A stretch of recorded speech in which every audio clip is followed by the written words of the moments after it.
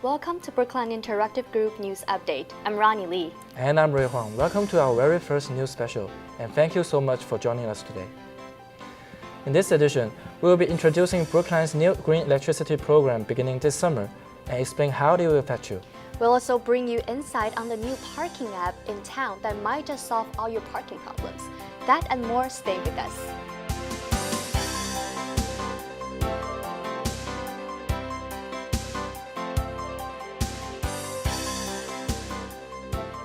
July marks the start of Brookline's new green electricity program.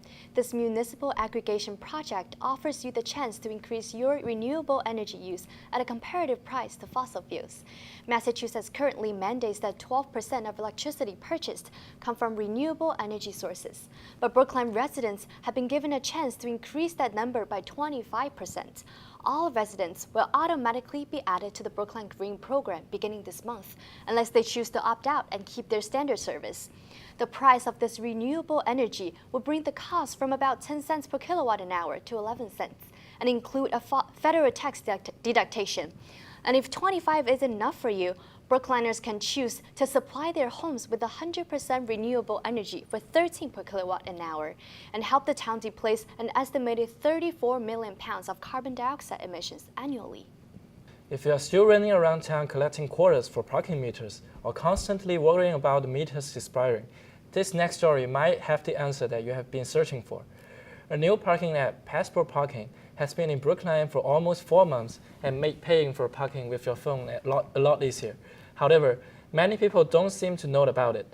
While initially there were some dramas about the app overcharging people, the town assured the problem has been fixed and the app is working properly. So what exactly the Passport Parking is that really convenient? Let's find out. On March 14th, a new mobile parking app, Passport Parking, launched in Brookline. This app allows drivers to pay by their phones and extend their parking sessions from anywhere and sends mobile reminders when the time on the meter is almost expired. Some people don't know about the parking app and they do struggle a lot parking in Brookline. I keep a roll of quarters in my car. So I work just down the street at the Boston Graduate School of Psychoanalysis. So I'm here a couple of days a week, and I try every couple of hours to get out and move my car for the first few chunks of the day, and then I use my quarters. It's very inconvenient. Very. It's a hassle. It is inconvenient. You have to go wait at the bank. You have to spend time, driving there. You have to pick up quarters, and then you have to keep them in your car and keep them handy. So, yeah, it's a pain. Daniel told me he will use Passport Parking in Brookline because by using the parking app in Boston, he not only got less ticket himself, but most importantly, he could prove that he paid. Okay, honestly, I like it because I used my credit card a couple of times in Boston, and even though there was money in the meter, I got a ticket anyway. And when I tried to dispute it, I didn't have a receipt, so they told me I was out of luck. And now with the app, I take a screenshot every time I park, so I save that. So if I get a ticket, I can prove I paid for it. According to Transportation Administrator Todd Kieran, a 30-cent convenient fee is charged every time we use the Passport app. People have very different opinions about that. 30 cents? Maybe. I'd consider it. Sure. Yeah. I drive a lot and I park a lot around Brookline. From my point of view, we're paying enough in the number of quarters it costs us per hour that I wouldn't really want an extra 30 cents fee. It is reported that people were overcharged by the parking app. In response to this, Town Transportation Administrator Kieran said it was because of a programming error, which affected less than 3% of all pay-by-cell transactions in the town of Brookline. The reprogramming of the app was completed within the week. The refunds were processed to everyone too. The town staff was very responsive to the issues, and some people do think paying by mobile devices is more convenient compared to other paying methods. There's still one recommendation provided by a Brookline resident. My recommendation is an app.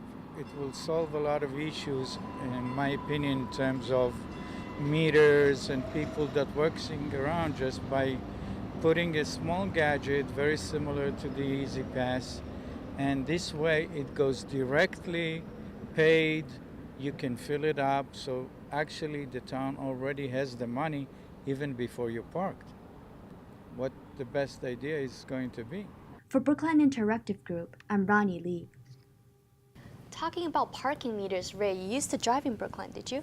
Yes, I think the parking apps made driving and parking way easier than before. That's very good. That's amazing. Talking about driving, do you realize you're driving on one of the best and complete streets in America? No, I didn't know that. Actually, just last month, the National Complete Street Coalition announced 13 communities with the best complete street policies. And guess what? Brookline came in third with a score of 96.8. How amazing is that? Complete streets are defined as streets designed to allow safe access for everyone, including pedestrians, cyclists, motorists, and transit riders of all age and abilities. Buses run on time, and it should be easy for you and convenient for you to walk to and from the stations. A lot of communities have struggled to achieve such street goals due to interference by transportation agencies.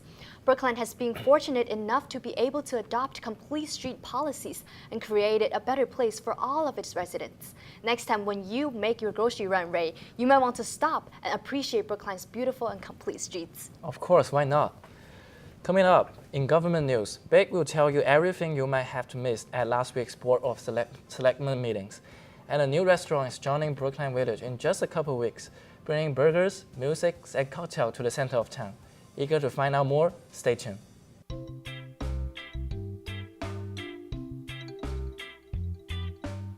Hi, welcome to the 2016 Brookline Farmers Market. We're here every Thursday, 1:30 to 6:30. We have 32 vendors at any one time. There's usually about 28. You can find everything from fresh fruits and vegetables to naturally produced skincare. We have some updates this year. So the SNAP program we started last year, the Supplemental Nutrition Assistance Program. It's the new name for food stamps. So essentially anyone who qualifies for it gets money from the government, which they can then spend at the market. It's an encouragement to spend their money on fresh fruits and vegetables instead of junk food. And we this year have started a matching program, which is an even further incentive.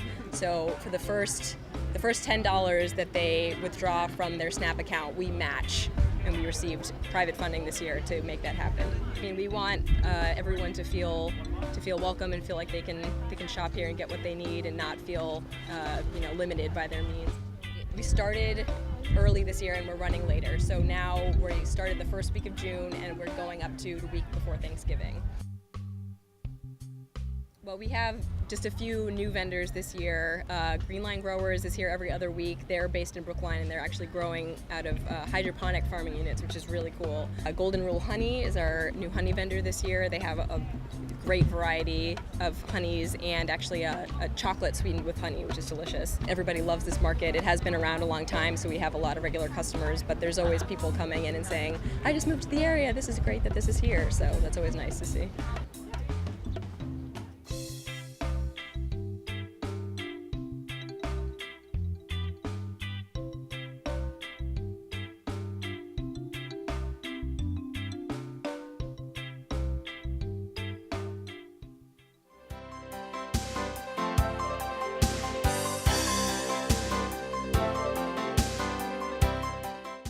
Welcome back, and we have some updates from the government.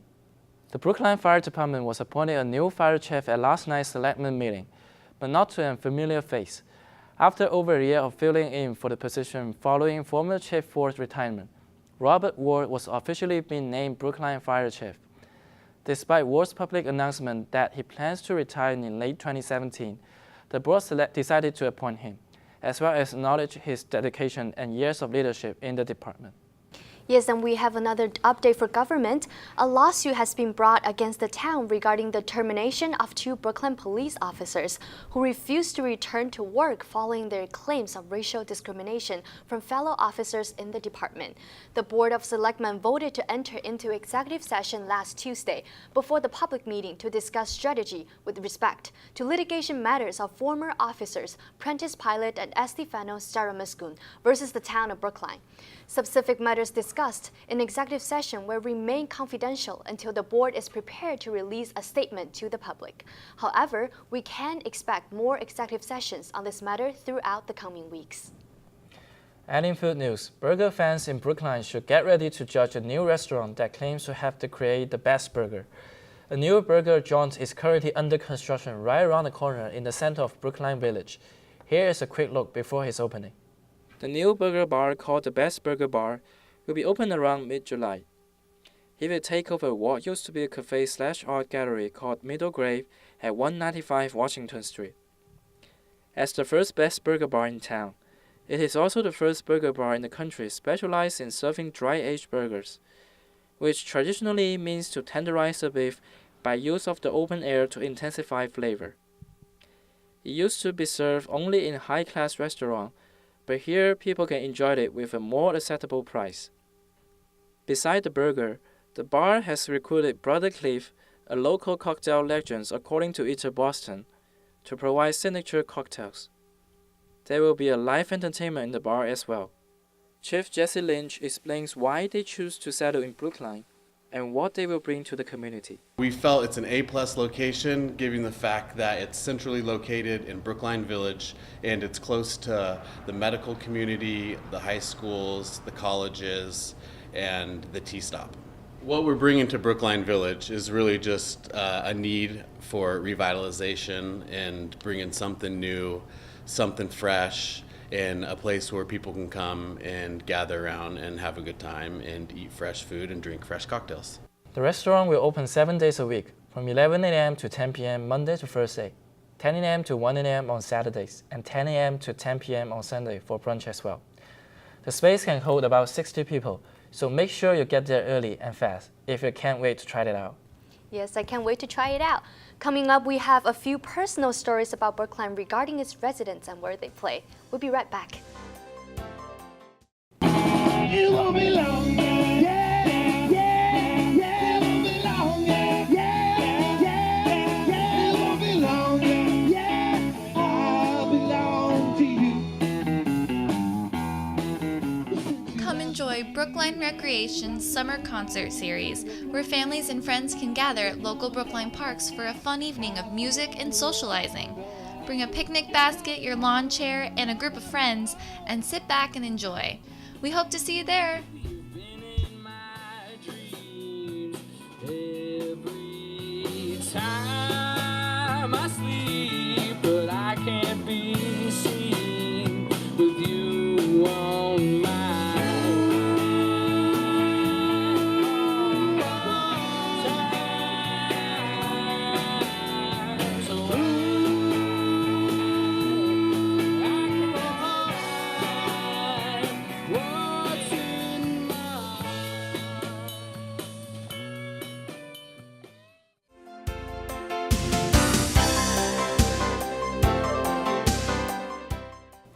Hello again and welcome back to Big News.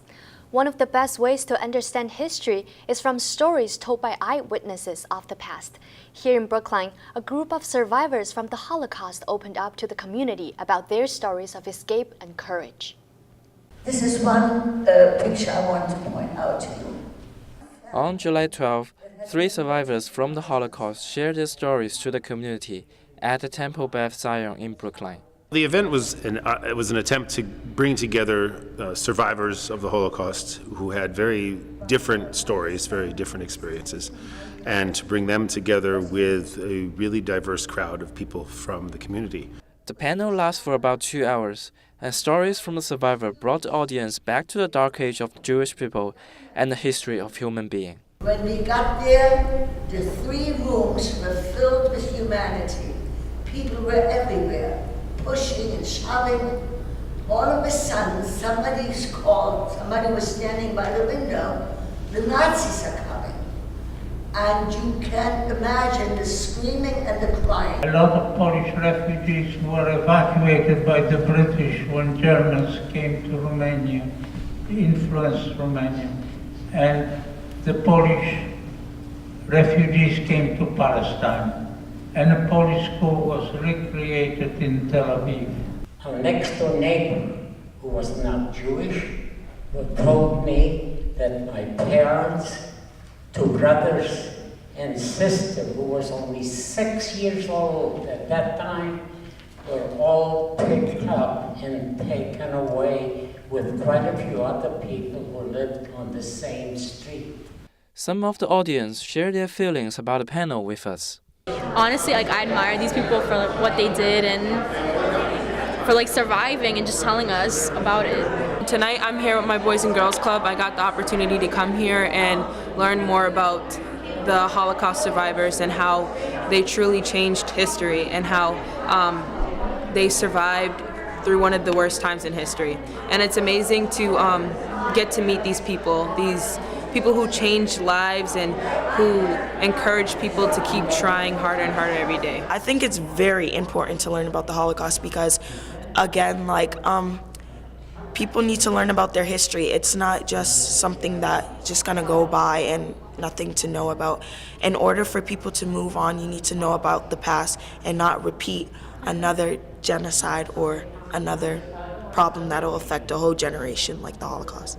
I think that the story of the Holocaust is always important because both from the perspective of our own Jewish background, our own Jewish history, but also as a story of humanity, that it's important to hear it from both of those perspectives and to really remember that these are witnesses to what was worst in human history and that it's a message for us to remember not to repeat it. For Brookline Interactive Group, Ray Huang and Marsha Hurley report.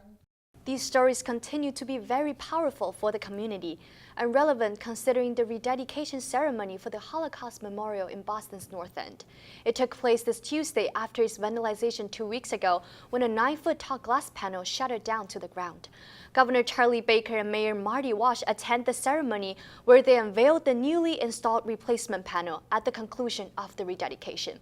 But I do heard that it was an accident. Nobody did it on purpose. Yeah, but I don't hope that it happened again. Yes, I bet it broke a lot of people's heart. Right. Another site in Boston undergoing restoration is the Muddy River, a series of brooks and ponds that flow through the parts of Boston Emerald Necklace and the town of Brookline. Since October of 1996, the Muddy River has flooded 3 times, causing a lot of troubles for Brookline residents in the surrounding areas. The restoration of the Muddy River has taken years, but National Park Service is already seeing more and more people returning to the area. Here's a look inside for the river progress. Connecting clusters of greenery, Brookline's Muddy River is a beautiful stream that goes through the shining emeralds. Last Friday, residents joined a tour of the Muddy River led by Alan Banks from the National Park Service. Walking along this work of both man and Mother Nature, people were given the opportunity to enjoy the evolution of the river over the years.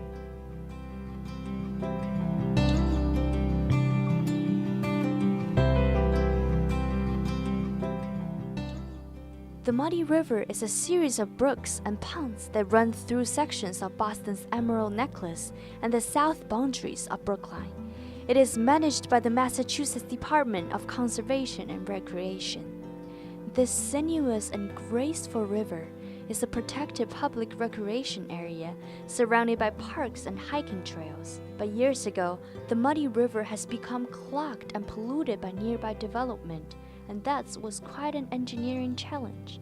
Man has been part of this peaceful beauty as well as its pollution.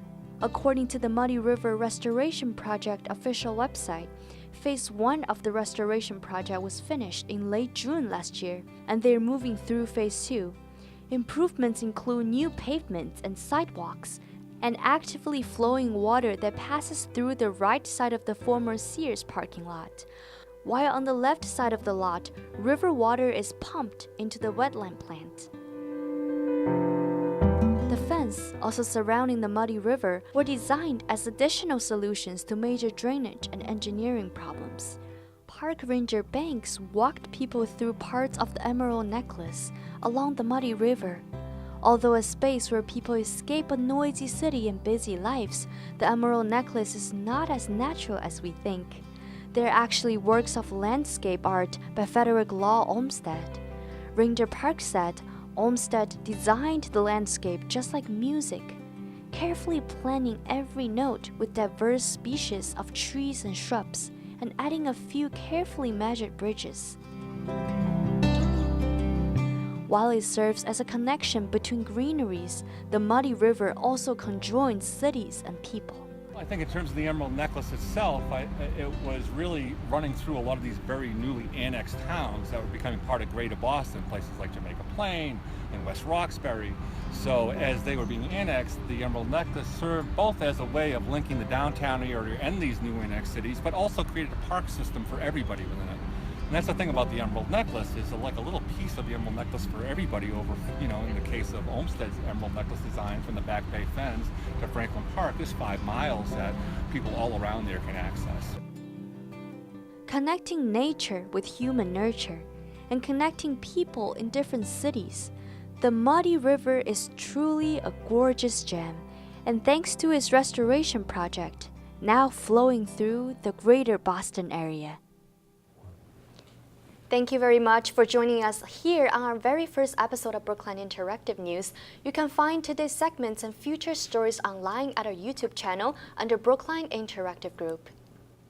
If you have a story that you'd like us to cover or are interested in joining our news team, please feel free to visit our website at brooklineinteractive.org to find out how to get involved. I'm Ronnie Lee, and to close out, we have a special treat for you. We have guests from Brookline Summer Camp to bring us a special edition of Weather Report. And I'm Huang. We hope to see you next time and enjoy the Weather Report. Hi, this is Hannah and Bridget from WESN, and this is your Atlantic Hurricane Forecast. Today we will be sharing about TDF4, Tropical Depression 4. It's TD4, also known as Tropical Depression 4. TD4 starts on Wednesday night and has a 50% chance of turning into a hurricane.